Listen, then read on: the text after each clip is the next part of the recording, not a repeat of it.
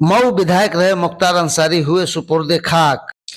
वर्तमान मऊ विधायक अब्बास अंसारी पिता का चेहरा नहीं कर सका दीदार। पत्नी आफसा अंसारी भी अंतिम वक्त में नहीं मिल सकी अपने शौहर से। पूरा इलाका रहा गमगीन। लोग कहते रहे गरीबों का मसीहा दुनिया को कह गया अलविदा। मुख्तार के छोटे बेटे उमर अंसारी ने बाहुबली मुख्तार अंसारी की मूछों पर फेरा ताव देकर कहा अलविदा। सांसद अफजाल अंसारी से डीएम से हुई नोकझोंक। खबर विस्तार से।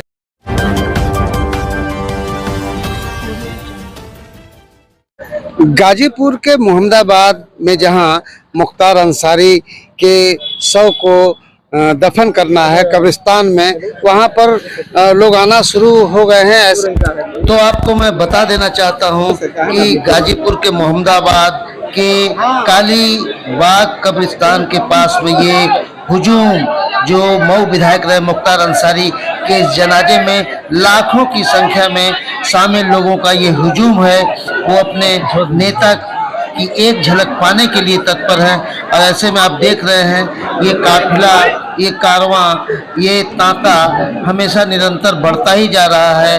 और आप देख रहे हैं कि लोगों के हाथों में मोबाइल है और लोग अपने नेता के काफिले में मिट्टी में दफन, वहाँ मतलब कब्रिस्तान में दफन करने और उन्हें मिट्टी देने के लिए तत्पर है।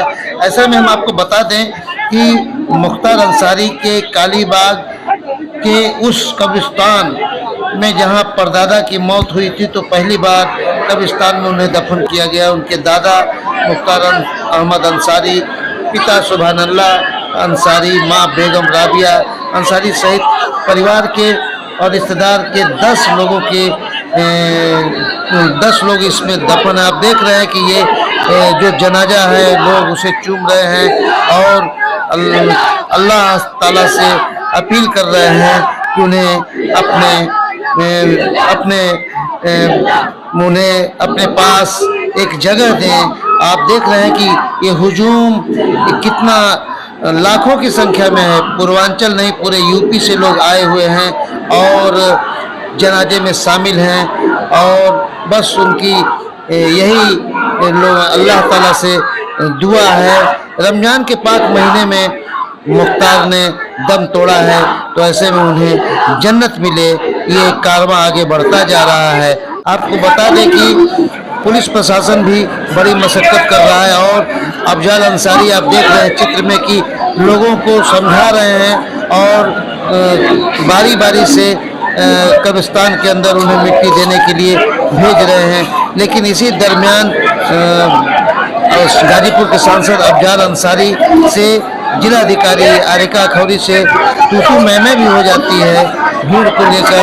लेकिन ये कारवां ऐसा था जिसे प्रशासन भी नहीं रोक सकता था और अफजाल अंसारी भी बस किसी तरह से लोगों को मनाकर बातचीत के जरिए ही इस पूरे मामले को शांतिप्रिय ढंग से किया जा सकता था। आइए दिखाते हैं, ये देखिए अपने लोगों से गुस्से में दूर होके जाते हुए। अब देखिए जिलाधिकारी आरिका खौरी से अफजाल अंसारी की वार्ता।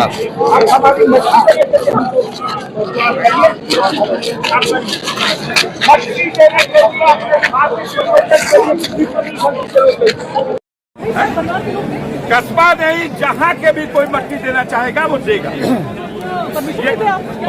इसकी कोई परमिशन दुनिया में कोई नहीं लेता, नहीं लेगा।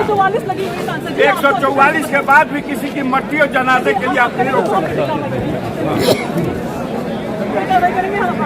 लेकिन मिट्टी देने से मत रोको। चलो भाई एक एक करके आप यहाँ से वहाँ तक रास्ता खोलिए।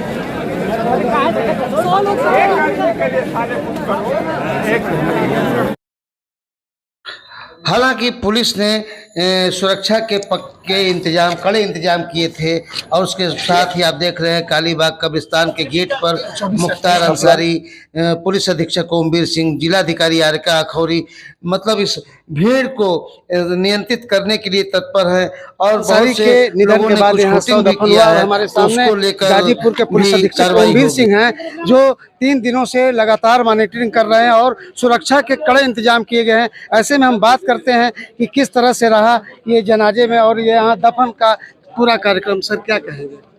पिछले 3 दिन से पूरा जिला प्रशासन इस कार्यक्रम को कराने सकुशल शांतिपूर्ण कराने से के साथ और हमारी कानून व्यवस्था अक्षुण्ण रहे उसके लिए कटिबद्ध थे। स्पष्ट निर्देश था कि किसी भी तरह से जो SOP है उसका उल्लंघन ना हो। अंत में जब सुपुर्द खाक करने के लिए जनाजा यहाँ पे पहुँचा था उस समय कुछ लोग गलियों में से और उसमें जो हमें आशंका भी थी, हमारी तैयारी भी थी, इसीलिए सकुशल रूप से ये पूरा कार्यक्रम संपन्न हो गया। सर जो शांतिपूर्ण ढंग से व्यवस्था रही है, इसके लिए पूरी जो प्लानिंग की गई है, तो अभी भी कुछ लोग मौजूद हैं यहाँ, उनके लिए किस तरह की व्यवस्था है? नहीं, सब पूरा अभी पुलिस फोर्स के लिए तो ये अनवरत रूप से 24/7 चलने वाली कार्रवाई है। कानून व्यवस्था के लिए हमारी 24 घंटे तत्पर है पुलिस और इस समय यहाँ कोई नहीं है। वैसे लगातार पेट्रोलिंग करते रहेंगे और परिवार के लोगों ने सकुशल सब संपन्न करा लिया। हाँ, परिवार के लोग अंदर हैं, मिट्टी डाल के फाइनल कर रहे हैं। सहयोग रहा। हाँ हाँ। तो आपने देखा कि गाजीपुर के पुलिस अधीक्षक ओमवीर सिंह ने शांतिपूर्ण ढंग से कार्रवाई की बात कही और ऐसे में जो हुजूम था उसमें कहीं से कुछ हुटिंग वगैरह तो उसे भी चिन्हित कर कार्रवाई करने की एक मुहिम होगी। तो यहाँ पर मुख्तार अंसारी के मिट्टी और कब्रिस्तान में लोग उनके अंतिम दर्शन के लिए आए हुए हैं। आइए ऐसे में बात करते हैं कि लोगों का क्या है रुझान। कहाँ जा रहे हैं आप लोग? हम जा रहे हैं अब अंतिम प्रक्रिया में मिलने के लिए भाई से। अच्छा, मुख्तार अंसारी के मिट्टी से मुलाकात करनी है हम लोगों को। कैसा महसूस कर रहे हैं इस घटना को लेकर? देखिए, घटना को ये जो समाजवादी सरकार है, टोटल बेरहमी सरकार है, जो गरीबों व मजलूमों को दबाने का काम कर रही है। मुख्तार अंसारी एक गरीब मजलूम के नेता थे और मसीह थे। एक तरह से देखा जाए तो मोहम्मदाबाद ही नहीं, पूरे पूर्वांचल ही नहीं, पूरे प्रदेश में दलित समाज के लोग और गरीब तबके के लोगों का एक हीरो थे मुख्तार अंसारी। और मोहम्मदाबाद में जितनी तानाशाही थी, तानाशाही को ख़त्म करने का मुख्तार अंसारी ने काम किया है। और एक चीज़ और मैं पर्सनल अपनी मामला बता देना चाहता हूँ। मैं भीम आर्मी का जिला संयोजक हूँ, जनपद गाजीपुर का, एडवोकेट मनोज कुमार गौतम। मुख्तार अंसारी ने मेरा पर्सनल मदद किया था। मेरी कुर्की हो गई थी मेरे परिवार के, मेरे घर का, उसमें स्पेशल रूप से मेरा परिवार बहुत गरीब था, मुख्तार अंसारी ने मदद किया। और हमारे पास पैसे नहीं था, पैसे देकर के हमारे घर को बचाने का काम किया मुख्तार अंसारी ने। आप मुख्तार अंसारी को मसीहा मानते हैं, कुछ लोग माफिया मानते हैं और मुख्तार अंसारी के ऊपर न जाने कितने मुकदमे हैं, 60-65 मुकदमे। तो आप इसको किस दृष्टि से देखते हैं? मुकदमे तो आज के जो मुख्यमंत्री है उनके ऊपर भी है। एक तरह से देखा जाए, उनका भी अगर चिट्ठा निकाला जाए तो मुख्यमंत्री के ऊपर भी मुकदमे हैं, लेकिन किसी सत्ता शासन है, इनको कौन जेल भेजेगा? बहुत सारे लिस्ट इनके लोगों का ऐसा है जो माफिया है, सरगना है, दिन दहाड़े लूट करते हैं, मार करते हैं, हत्याएं करते हैं, बहुत सारे मुकदमे हैं। और मुख्तार अंसारी के ऊपर ऐसे मुकदमे मात्र हैं कि एक गरीब को दबाया गया, वहाँ खड़ा हो गए तो उसके ऊपर मुकदमे हो गए।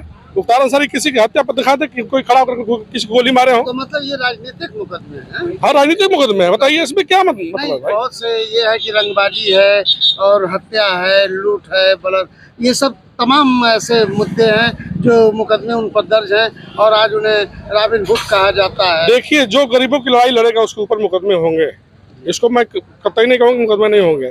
और समाजवादी सरकार है, झूठे मुकदमे पे मुकदमे लाद करके और भाई को तनाशाही व्यवस्था को लेकर के आज जेल में मार दिया गया है। अब मुख्तार अंसारी नहीं रहे, फिर अब आगे कैसे? ये धरती वीरों से खाली नहीं है, इनको जवाब देने के लिए अब लोग तैयार हैं और भीम आर्मी टीम तैयार है, चंद्रशेखर भाई भी तैयार है। बहुत प्रधान संघ के जिलाध्यक्ष हैं मदन जी। तो मदन जी, कहाँ आए हुए हैं आप? हम लोग आए हैं श्रद्धेय मुख्तार अंसारी के जनाजे में। तो आज तो सुपुर्द खाक किया जाएगा जी। तो लेकर क्या कहेंगे? अब गरीबों मजलूमों का यहाँ जो रहनुमा था वो आज इस दुनिया में नहीं रहा, यही कहना है जी। नहीं रहा, लेकिन रह गया सवाल कि मुख्तार अंसारी कि मुख्तार अंसारी ने कहा था कि हमें जहर देख के स्लो पॉइजन दिया जा रहा सही है बात है। तमाम, तो इसको किस दृष्टि से देखते हैं? भाई ये राजनीतिक साजिश है। स्लो पॉइजन दिया गया था, शरीर इतना कमजोर हो गई तो आदमी इस दुनिया में नहीं रहे।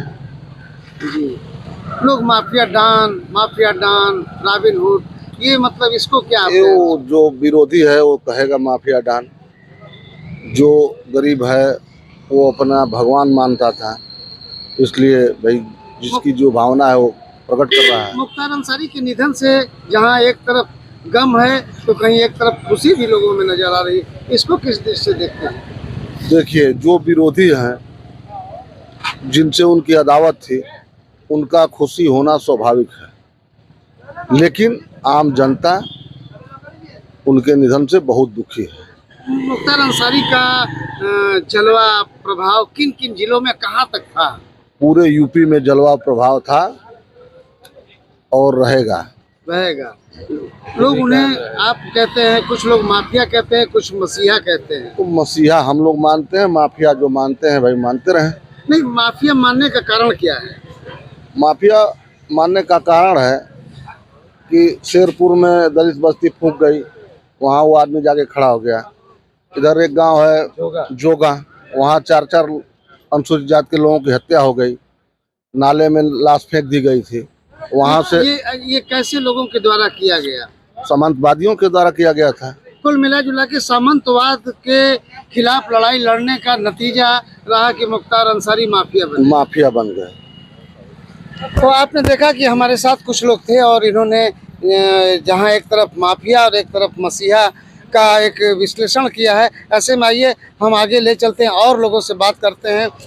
लोग पूर्वांचल ही नहीं पूरे यूपी से आए हुए हैं और लोगों ने अपना दर्द बयां किया। क्या नाम है आपका? हमारा नाम मेहरुद्दीन है।